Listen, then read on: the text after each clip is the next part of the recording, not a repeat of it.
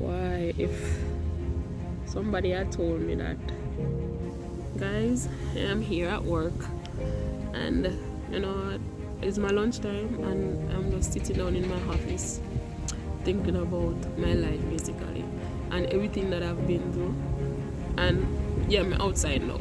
Can't say outside because I realize the outside nice, no smoke, a little wind, a little chill in the air, but it's okay. I realize say yo,